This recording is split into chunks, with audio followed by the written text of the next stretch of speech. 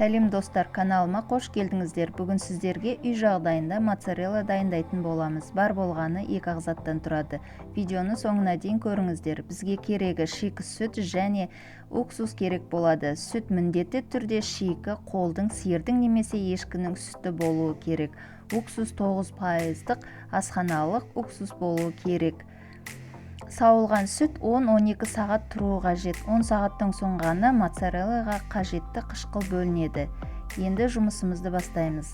Ыдысқа шикі сүзілген сиырдың сүтін құйып ысытамыз. Сүт ыси бастаған кезде қолымызды салып көреміз.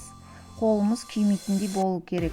Астын өшіріп, енді сүтімізге 2 ас қасықпен уксус құямыз да араластырамыз. Араластырғанда осылай кібіртіктер пайда болады. Тағы да 2 ас қасықтап құямыз. Осы процесті сары уызы бөлініп шыққанша қайталайтын боламыз. Менде примерно 10-11 ас қасық уксус құйдым. Осылай сары суы бөлінеді. Енді бөлек ыдысқа ақ массамызды сорғытып аламыз.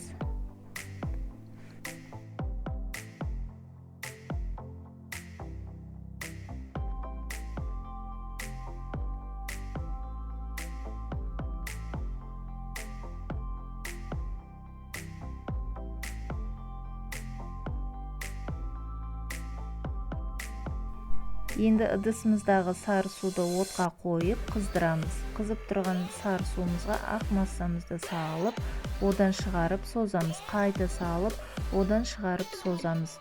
Бір келкі бола бастағанша созылай береміз. Сағыз тәріздес бір келкі бола бастаған кезде домалақтай бастаймыз. Менде үлкенде моцарелла шықты, сол себепті 2-ге бөлдім. Осымен біздің моцарелламыз дайын. Енді дайын моцарелламызды мұздай тұзды суға саламыз. Суымызға 2,5 ас қасық тұз салып араластырып, дайын салқын суға моцарелламызды саламыз. 2 сағат тұруы қажет. Моцарелла тұзды өз бойына сіңіреді. 2 сағаттан соң моцарелланы шығарып, аузы жабық ыдыста холодильникте сақтаймыз.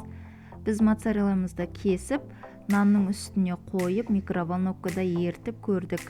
Көріп тұрғандарыңыздай өте жұмсақ, созылмалы, дәмі керемет болып шығады. Үй жағдайында міндетті түрде жасаңыздар. Ас болсын. Менімен бірге болғандарыңызға рахмет.